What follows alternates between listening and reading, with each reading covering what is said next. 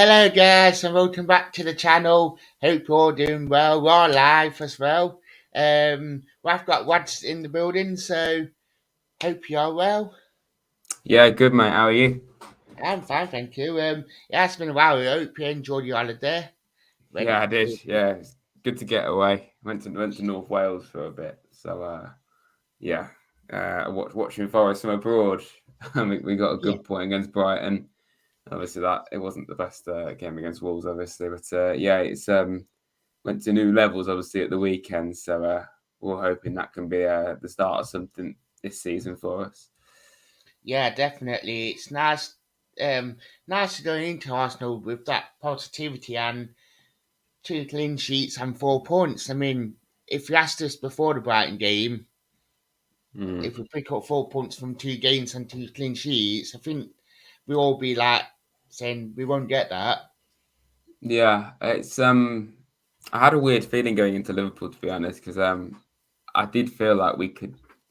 I didn't think we really would beat them, but I had a feeling we could really give them a go because of the situation they've been in this season. I mean, they've won five of the last six, and the one they didn't win was Forest, and they were awful in it. And I just thought, regardless of that, overall they're lower than where they should be this season. I thought it'd be a big opportunity for Forest to go and get a point even or give them a real good go. So I wasn't as nervous as I probably would have been last season when we played them in the cup, for instance.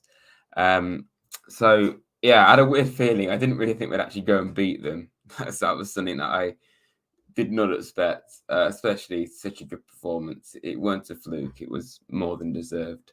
Uh, this is even after that Brighton second half where we were really good defensively, and it was encouraging. Even though we weren't very good going forward, you know, we were rock solid at the back, and against a Brighton team that could have easily scored a few past us on the end of the day, probably. It was a really, really good performance in that second half, and I just feel the last game and a half has been really encouraging and kind of unexpected, really. Because I said to a few people actually, if we were playing Arsenal like there were a few weeks ago, and it was after the Leicester game, I would have been saying probably like 4-5 nil to Arsenal here. But I think the perspective is really quite different now because Arsenal themselves are still top of the league, but they have kind of been tailing off a little bit.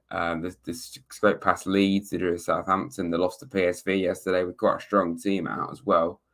And obviously, they've played sooner than what we have. So I think we're playing this game at the perfect time because Arsenal are seemingly, I still think they're going to be up there this season, but they're seemingly tailing off, which I think a lot of people kind of expected them to because they're not quite as good on paper. They're not as good as like City.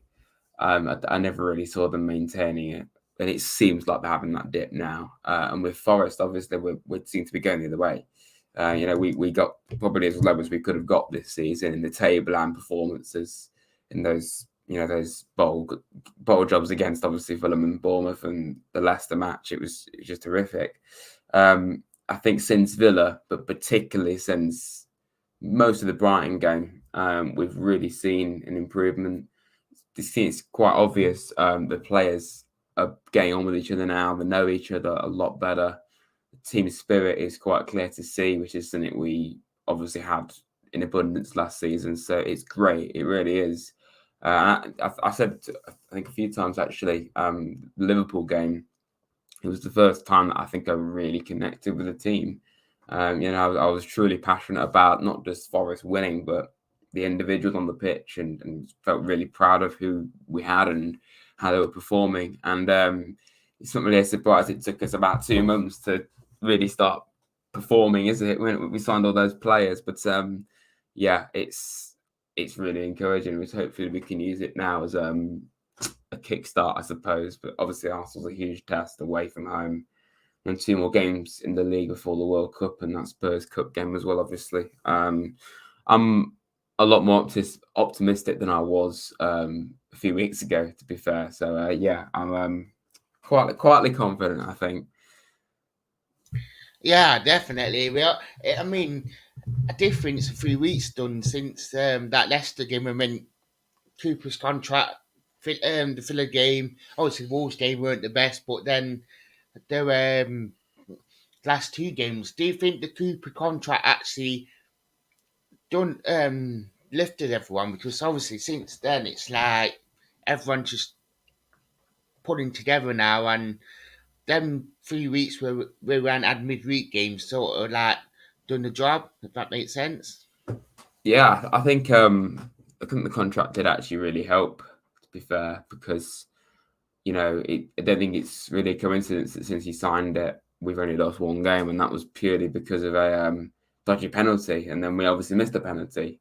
It wasn't the best performance really, but the facts don't lie. It was actually very even on the score line and how the game went in terms of scoring goals. Obviously, the Villa game it wasn't the best, but it was a mild improvement. Well, it was quite a big improvement really based off the Leicester game. Quite strong and compact, very defensive for what we're used to. But I think it was a case of needs most in that match. And obviously, Brighton was a similar kind of scenario. We were being bombarded in the first half, but it was again another sign that it is starting to work really well because we adapted midway through a game, and that's something we've struggled doing this season. We conceded a goal, and that just ruins it for us. We go and concede a few more, but Brighton, we weren't playing very well, but we managed to adapt midway through the game. Obviously, not even straight after half time, really. So as the second half grew, we grew. And that's something we haven't really seen much this season from Forest, to see us adapt midway through a game. And not so much Brighton, because it was only for like 5 minutes, but against Liverpool, switching to three at the back so seamlessly was very encouraging. Like we obviously brought Worrell on, and obviously we used to playing three at the back, but not necessarily with these players all the time. And it was just great to see us be able to do that. And I think it also showed that I like the fact we're playing two centre backs now, but I think it also showed that we can still play three at the back, and it can still work. And it wasn't all down to the system necessarily that we were struggling at the start of the season. I just think the whole thing probably was down to the fact that we'd signed so many new lads, and clearly had quality there, but it was just down to getting them to all work. And I think we're really seeing that now. And it's not like they're just working on the pitch in terms of just playing the game, but they're really invested in it as well, which is what we all want to see. So yeah, it's encouraging signs, really. Yeah, I couldn't agree more. And that's the good thing. I don't understand Finny on this bit, but the good thing about with the back, especially with Worrell, McKenna, and Cook, that they're used to being able to adapt to that back four from last season. I know different product in Leeds Yeah, and all that, but they can actually adapt where the other players they're not used to doing that adapting as much as them. So mm. you could see that sort of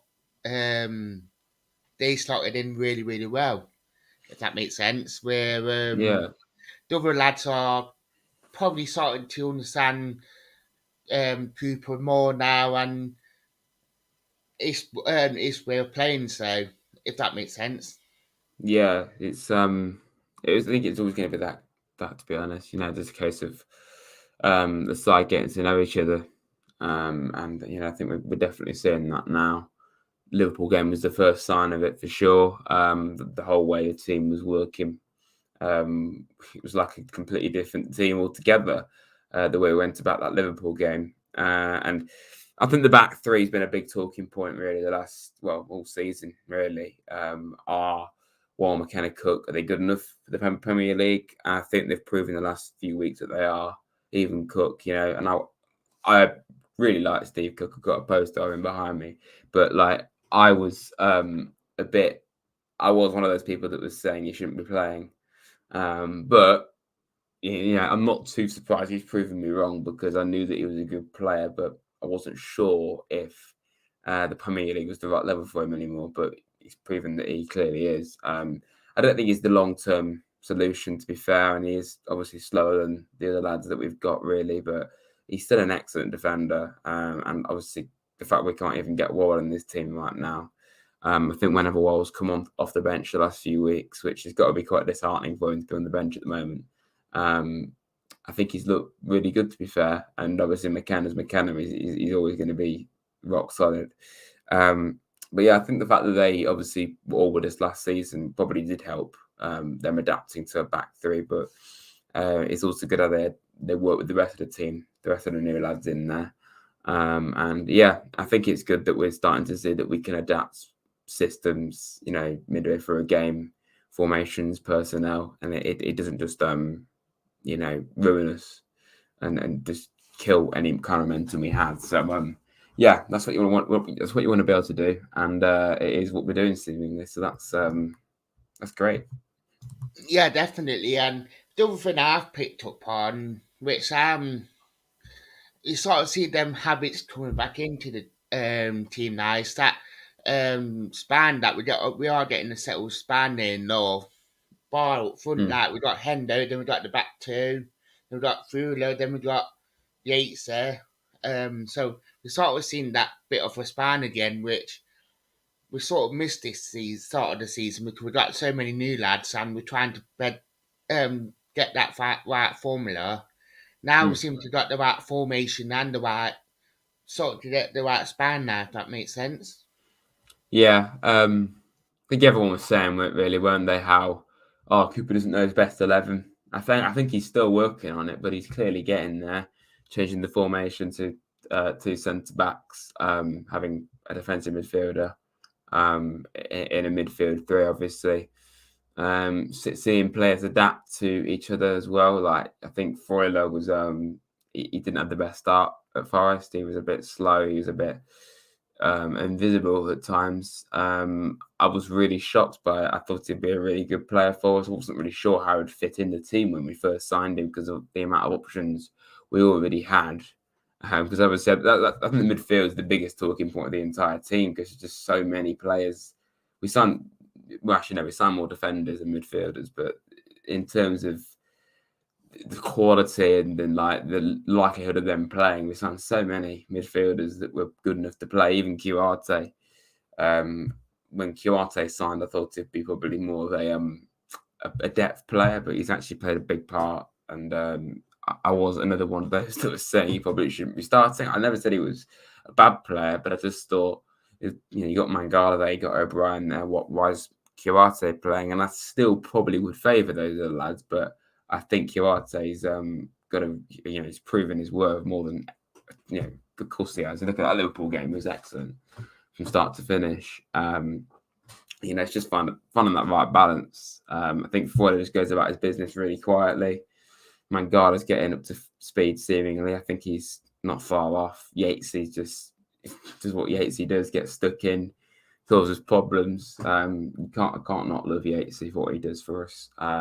Obviously, O'Brien's been out recently, which is frustrating, but I think it's good that we haven't particularly missed him, which is great. A few weeks ago we were saying he's instrumental to how we play, and now we haven't got him, and we're still playing even better, arguably.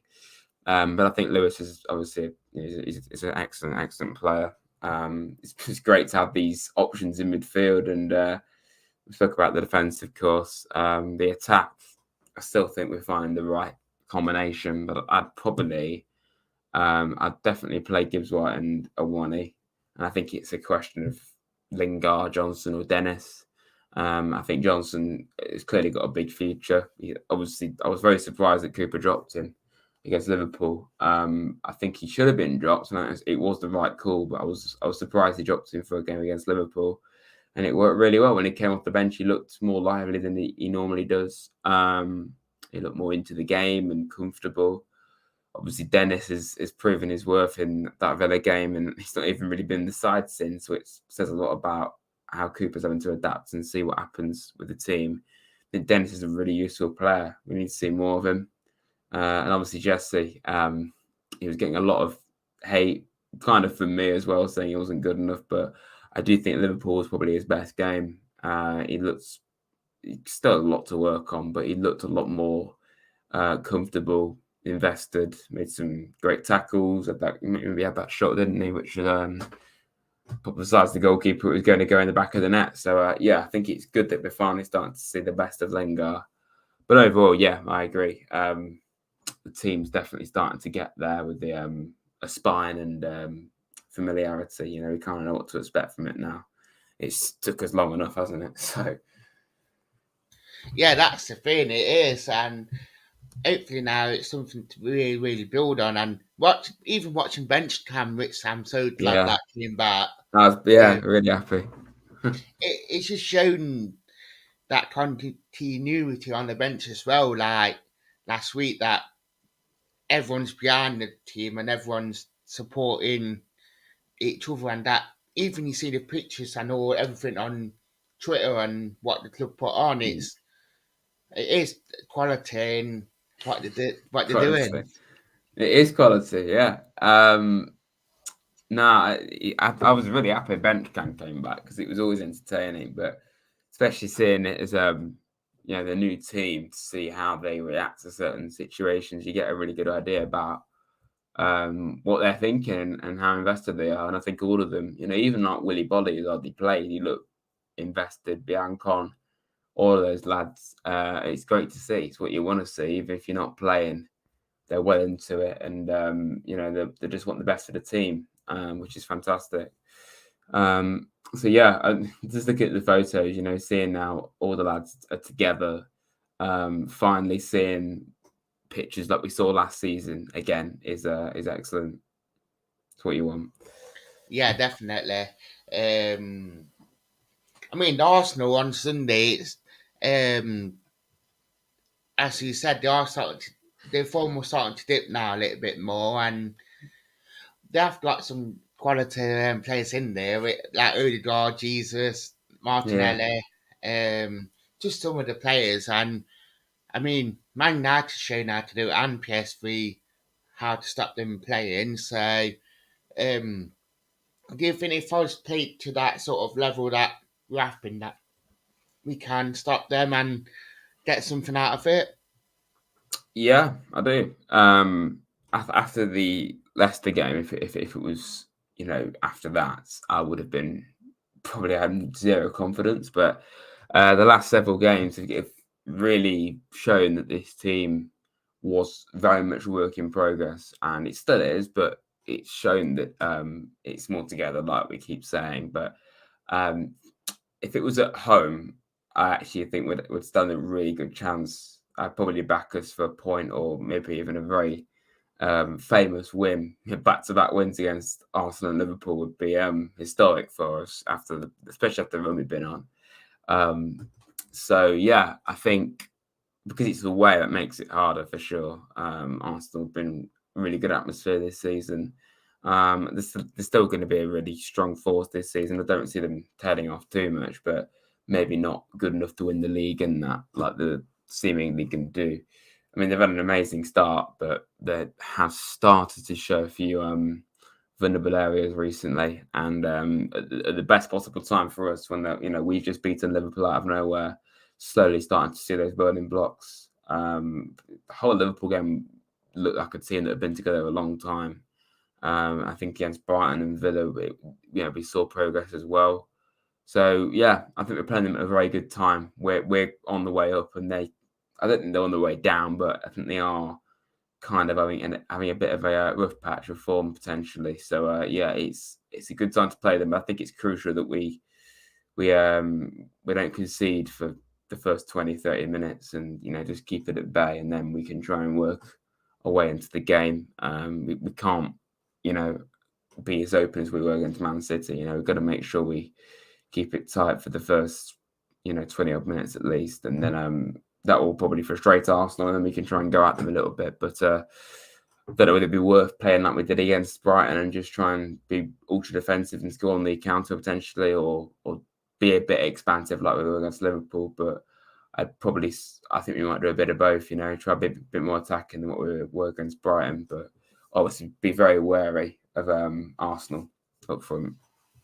Yeah, definitely. And that's the thing with Arsenal, are the team that normally like to get on the front foot straight away. So, and then normally, if the as the game goes on, like last night shown, the longer they leave it, the longer the probably don't really have a plan B, plan C. So Hmm. it's a matter of if Forest can keep it low, then Forest will have a really, really good chance against them.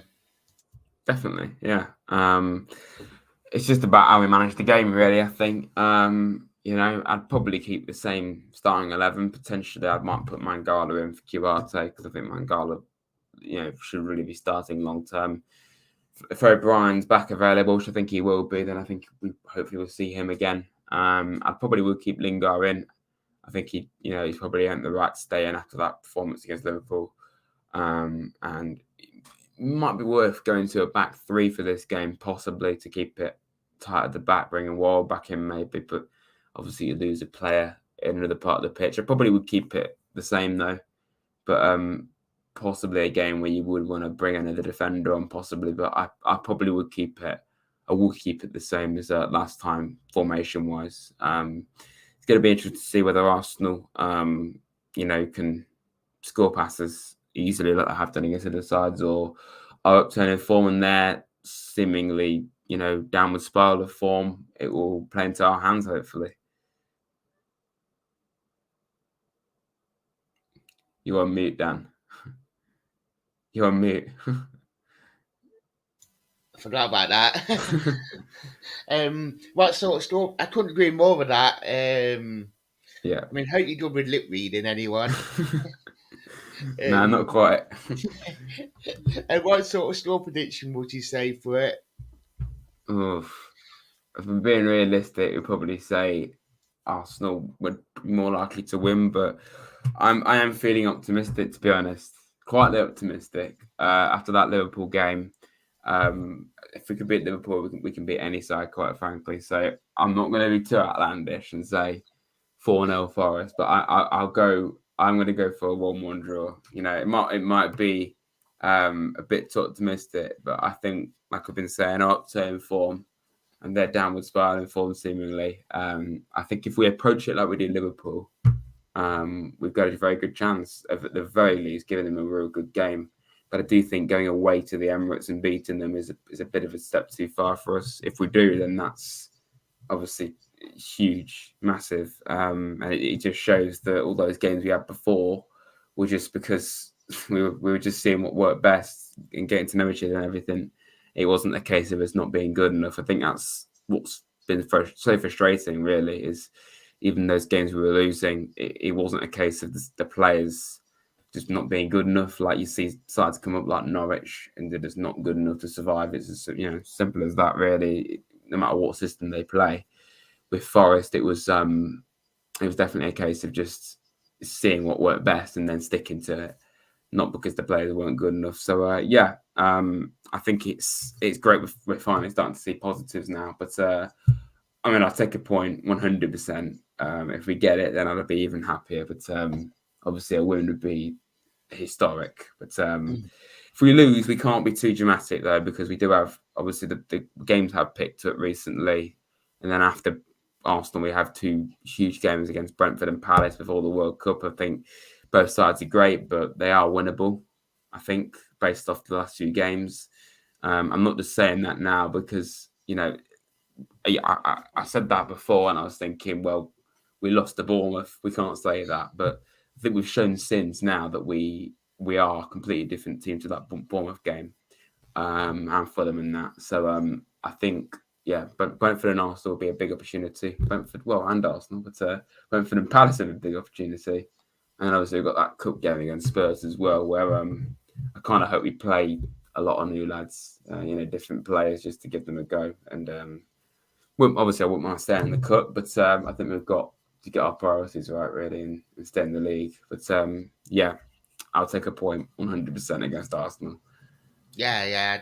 I think with my head, I think Arsenal would get um, logically they would be able to win, but I think with my Yeah, heart, I think if we get something out of it, a draw will be magnificent, and I think a win it'd be unbelievable. So yeah, be even bigger than beating Liverpool, really.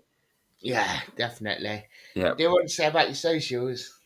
Yeah, everyone, come subscribe to Rad's. I'm nearly at 4,000 subscribers, so that'd be great if you could come and help me get up to that number. Forest content. Yeah, please come over, follow me, and my Twitter's here as well, obviously, and make sure you subscribe to Talk Forest TV as well, everyone. Get us to 3K and get Rads to 4K. Yes, do that. Make sure you do that. Okay. So thank you for watching, guys. Thank you for coming on, Rads.